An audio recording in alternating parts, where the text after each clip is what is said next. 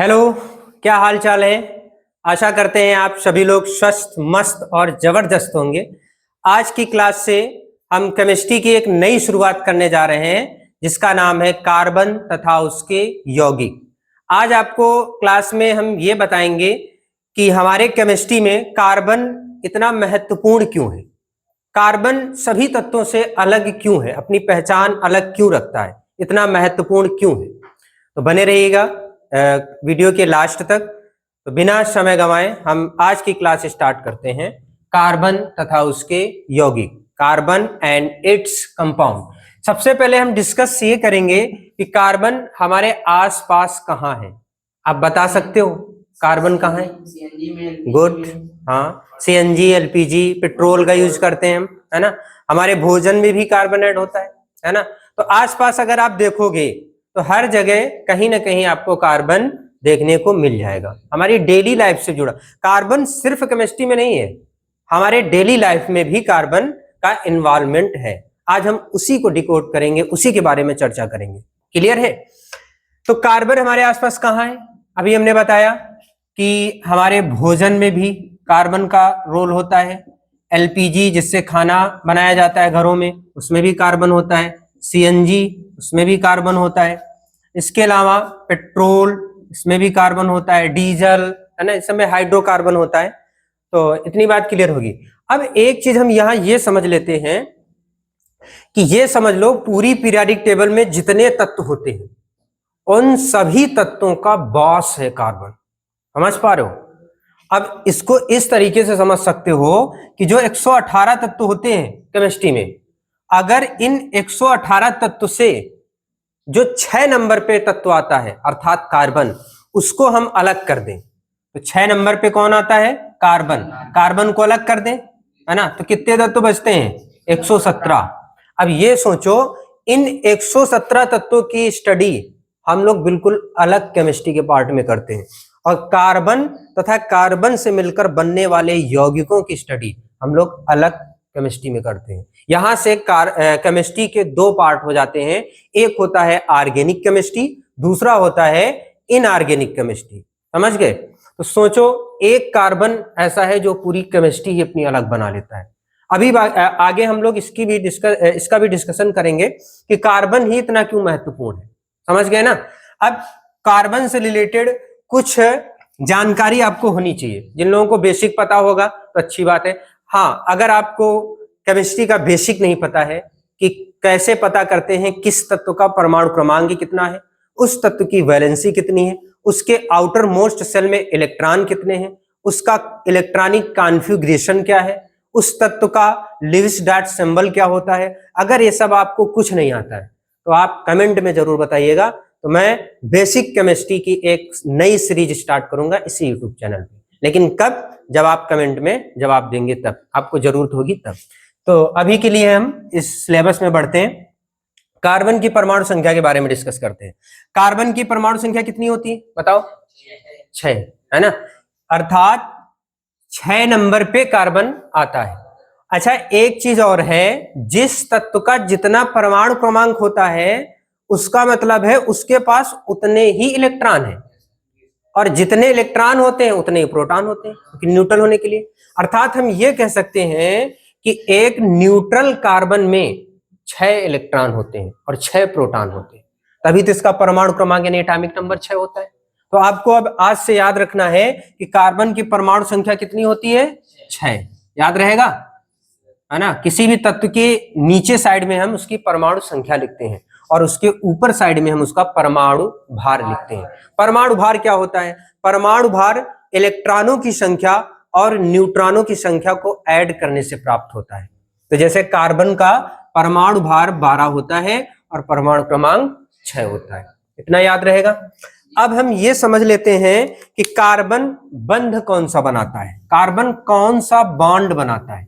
आपको पता है कार्बन कौन सा बॉन्ड बनाता है? सहसंयोजी बंध बनाता है ना। सहसंयोजी बंध क्या है, इसको हम डिस्कस कर लेते हैं।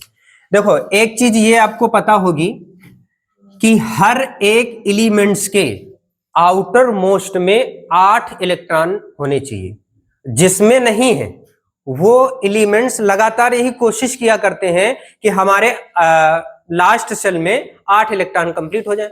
इसी को ऑक्टेट रूल कहते हैं या अष्टक नियम कहते हैं, है ना। ये सौभाग्य सिर्फ पीरियाडिक टेबल के जो 18वें ग्रुप के तत्व हैं, है ना, जिनको इनर्ट गैस के रूप में रखा गया है ना, हीलियम, नियान वगैरह, तो इनमें ये 18वें ग्रुप में आते हैं, इसलिए इनके लास्ट आउटर सेल में कितने इलेक्ट्रॉन होते हैं? 8।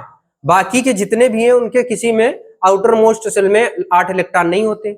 अब जैसे कार्बन का ही है, कार्बन का परमाणु क्रमांक कितना है? 6, तो इसके आउटर मोस्ट में इलेक्ट्रॉन कितने होंगे? तो आपको पता होगा सेल के लिए निर्धारण कैसे किया जाता है कि किस पहली कक्षा में कितने इलेक्ट्रॉन रहेंगे, दूसरी में कितने रहेंगे, तीसरी में कितने रहेंगे। तो पहली में 2 होते हैं, दूसरी में 4 नहीं, दूसरी में 8, है ना, 2 8 18, ऐसे 32 ऐसे बढ़ते जाते हैं। तो देखो 6 इलेक्ट्रॉन को अगर हमें अरेंज करना है तो पहले आप 2 इलेक्ट्रॉन पहली कक्षा में भर दोगे, कितने बचे? 4। इसका मतलब इसके आउटर शेल में कितने इलेक्ट्रॉन? 4। अब यहां पर एक समस्या है कार्बन के साथ, अगर इसको अपना ऑक्टेट कंप्लीट करना है, अपना अष्टक कंप्लीट करना है, तो ये क्या करेगा बताओ? या तो ये अपने 4 इलेक्ट्रॉन रिलीज कर दे, छोड़ ही दे, या तो इसको कोई 4 इलेक्ट्रॉन दूसरा एलिमेंट्स दे दे। लेकिन इंटरेस्टिंग बात यहां पर यह है, कार्बन के लिए ये दोनों कंडीशन इम्पॉसिबल। कार्बन ये कुछ नहीं करता है, ना तो अपने इलेक्ट्रॉन किसी को शेयर करता है चारों, और ना ही किसी दूसरे से 4 इलेक्ट्रॉन लेता है। कार्बन एक नया तरीका अपनाता है, वो क्या करता है कि अपने इलेक्ट्रॉन को शेयर कर देता है, साझेदारी कर देता है, शेयरिंग कर देता है। तो जब भी किन्हीं 2 तत्वों के इलेक्ट्रॉनों के साझेदारी से बंध बनता है, उसी को हम क्या कहते हैं? सहसंयोजी बंध कहते हैं या कोवैलेंट बॉन्ड कहते हैं। समझ में आ रहा है ना? अब इसको एक सिंपल एग्जाम्पल से समझाते हैं, है ना। क्लास का एग्जाम्पल ले लेते हैं, बहुत अच्छे समझ में आएगा। अब मान लो अर्जुन है ना, इनके पास ब्लैक पेन है, और आदित्य है, इनके पास ब्लू पेन है। अब दोनों लोगों को नोट्स बनाने, भाई नोट्स में ब्लैक ब्लू दोनों पेन चाहिए। अब ना तो ये अर्जुन नोट्स कंप्लीट कर सकते हैं, ना ही आदित्य अपने नोट्स कंप्लीट कर सकते हैं। तो क्या करें? अगर ये एक काम ये करें कि आपस में पेन का शेयर कर लें। इनको जब इनके पास अर्जुन के पास ब्लैक पेन है, आदित्य के पास ब्लू पेन है, तो अर्जुन को जब ब्लू पेन की आवश्यकता होगी तो आदित्य से ले ले, और आदित्य को जब ब्लैक पेन की आवश्यकता होगी अर्जुन से ले ले, तो दोनों लोगों का काम चल जाएगा। तो ये शेयरिंग हुई ना, इसी को साझेदारी कहते हैं। कार्बन कुछ इसी तरीके करता है, अपने इलेक्ट्रॉन किसी को देता नहीं है, ना किसी से लेता है। ये क्या करता है? अपने इलेक्ट्रॉन, जो 4 इलेक्ट्रॉन है ना, ये शेयर कर देता है दूसरे के साथ। अब कैसे करता है, इसको थोड़ा केमिस्ट्री के हिसाब से समझते हैं। जैसे कार्बन है, 4 इलेक्ट्रॉन है, इसका मतलब 4 बॉन्ड बनाता है। अब हर एक हाइड्रोजन के साथ, हाइड्रोजन के आउटर मोस्ट में एक ही इलेक्ट्रॉन होता है, तो एक हाइड्रोजन यहां से अटैच करेगा, एक हाइड्रोजन यहां से अटैच करेगा, एक हाइड्रोजन यहां से अटैच करेगा, और एक हाइड्रोजन यहां से अटैच करेगा। तो इसका मतलब निर्माण हो गया किसका? CH4 यानी मीथेन। और इसी में कौन सा बॉन्ड है? कोवैलेंट बॉन्ड, सहसंयोजी बंध है। क्लियर है ना? हुआ ना कि कार्बन कौन सा बंध बनाता है? सहसंयोजी बंध बनाता है, कोवैलेंट बॉन्ड बनाता है। अब हम ये समझ लेते हैं कार्बन की वैलेंसी कितनी होती है। आपको ये याद रखना है, किसी भी एलिमेंट्स के आउटर शेल में जितने भी इलेक्ट्रॉन होंगे उनको हम प्रदर्शित करते हैं लुईस डॉट सिंबल के हिसाब से, है ना। अब लुईस डॉट सिंबल क्या है, इसको हम थोड़ा समझ लेते हैं। मान लो कोई एक्स एक एलिमेंट्स है, एक साइंटिस्ट थे लुईस, उन्होंने बताया था इलेक्ट्रॉन प्रदर्शित करने के लिए सिर्फ 4 डायरेक्शन होती है ना। कौन कौन सी? एक यहां, दूसरी यहां, तीसरी यहां और चौथी यहां। 4 डायरेक्शन पे आप इलेक्ट्रॉन फिल कर सकते हो। लेकिन क्या हो जिसके पास 4 से अधिक इलेक्ट्रॉन आ जाए, 5 आ जाए, 6 आ जाए, आउटर मोस्ट में, आउटर मोस्ट में 8 हो सकते हैं ना, 8 से ज्यादा नहीं हो सकते, लेकिन 8 आ जाए, 7 आ जाए, तब आपको कैसे फिल करोगे? तो लुईस ने बताया था कि अगर 4 इलेक्ट्रॉन तक है तो एक एक इलेक्ट्रॉन चारों डायरेक्शन में भर दो। अगर 4 से ज्यादा हो रहे हैं तो फिर उसको पेयर कर दो। वही जैसे 5 हो रहे हैं किसी के पास तो 5 ये हो जाएंगे, 6 हो रहे हैं तो ऐसे हो जाएंगे। तो जब ऐसे हम इलेक्ट्रॉन प्रदर्शित करते हैं तो इलेक्ट्रॉन दो तरीके से यहां हमें देखने को मिलते हैं, एक पेयर्ड इलेक्ट्रॉन और एक अनपेयर्ड इलेक्ट्रॉन, यानी कि युग्मित इलेक्ट्रॉन और अयुग्मित इलेक्ट्रॉन। अब यहां पर ध्यान देने वाली बात है, किसी भी एलिमेंट्स में जितने अयुग्मित इलेक्ट्रॉन होते हैं वही उसकी वैलेंसी होती है। क्लियर है ना? अब इसको कार्बन को समझ लेते हैं। कार्बन के आउटर मोस्ट में कितने इलेक्ट्रॉन? चार इलेक्ट्रॉन है, तो 1 2 3 4, चारों एक एक डायरेक्शन में भर गए ना, तो अनपेयर ही तो चारों हैं। तो इसका मतलब क्या है, कार्बन की वैलेंसी कितनी होगी? 4। एक दो और उदाहरण देख लेते हैं। क्लोरीन परमाणु क्रमांक कितना होता है? 17। इसका इलेक्ट्रॉनिक विन्यास निकालेंगे 2 8 7 है ना, 2 8 10 7 17। आउटर मोस्ट में कितने इलेक्ट्रॉन? 7। अब 7 इलेक्ट्रॉन आपको भरने तो कैसे भरोगे? 1 2 3 4 5 6 7। अब देखो अनपेयर इलेक्ट्रॉन कितने? एक ही तो है, ये पेयर, ये पेयर, ये पेयर, तो अनपेयर इलेक्ट्रॉन 1, अर्थात क्लोरीन की वैलेंसी कितनी? 1। समझ में आ रहा है ना?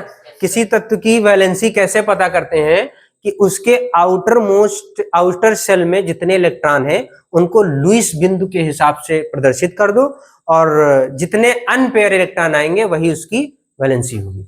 हमारे हिसाब से ये आपको बेहतरीन तरीके से समझ में आ गया होगा वैलेंसी वाला टॉपिक।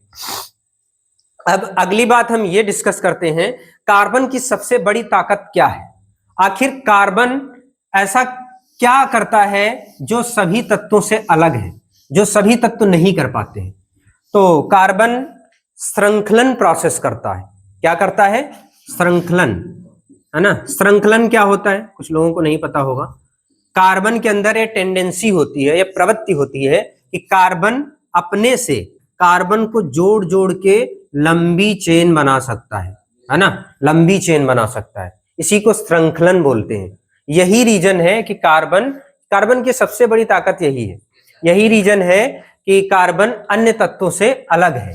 अच्छा, एक चीज और है, कार्बन सिर्फ कार्बन से नहीं जुड़ता है, अन्य एलिमेंट से भी जुड़ जाता है। हाइड्रोजन से भी जुड़ जाएगा, ऑक्सीजन से भी जुड़ जाएगा, सल्फर से भी जुड़ जाएगा, है ना, इन सभी चीजों से जुड़ जाता है। इसीलिए आप जितना जोड़ते चले जाओगे कार्बन के उतने ही डेरिवेटिव प्राप्त होते जाएंगे। इसीलिए इतनी बड़ी केमिस्ट्री कार्बन की अलग हो जाती है।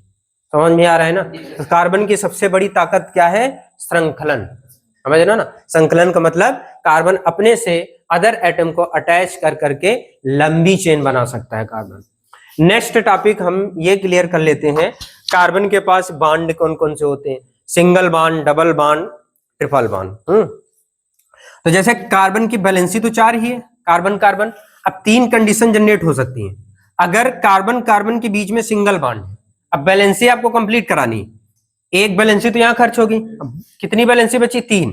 तो एक इधर लगाएंगे, एक इधर, एक इधर, 1 2 3 4 वैलेंसी इस कार्बन की, और 1 2 3 4 वैलेंसी इस कार्बन की। अगर कार्बन कार्बन डबल बॉन्ड बनाता है ना, डबल बॉन्ड भी बना सकता है, तो 2 वैलेंसी तो इधर ही होगी, तीसरी और ये चौथी, फिर ये तीसरी ये चौथी, देखो दोनों की 4 4 होगी।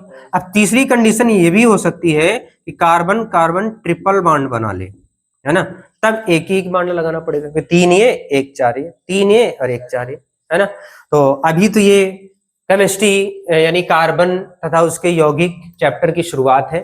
अगर आपको ये टॉपिक समझ में आ रहा है, आप इसको को रिलेट कर पा रहे हैं, तो आप कमेंट में अपनी राय जरूर दीजिएगा। और हाँ, अगर ये आपको बेसिक कुछ नहीं समझ में आता है, इलेक्ट्रॉनिक कॉन्फ़िगरेशन कैसे निकालते हैं, है ना, हम कैसे पता करते हैं कि इसकी वैलेंसी कितनी होगी, आउटर मोस्ट शेल में इलेक्ट्रॉन कितने होंगे, इलेक्ट्रॉनिक कॉन्फ़िगरेशन क्या होगी, कुछ नहीं आता है, परेशान होने की जरूरत नहीं है।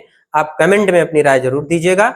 मैं अगला टॉपिक उसी बेसिक केमिस्ट्री से ही एक सीरीज तैयार करूंगा नई, ठीक है। तो बाकी वीडियो कैसा लगा कमेंट में जरूर बताइएगा, और वीडियो पसंद आया तो लाइक करिएगा, अपने दोस्तों के साथ शेयर करिएगा। मिलते हैं नेक्स्ट टॉपिक में, धन्यवाद।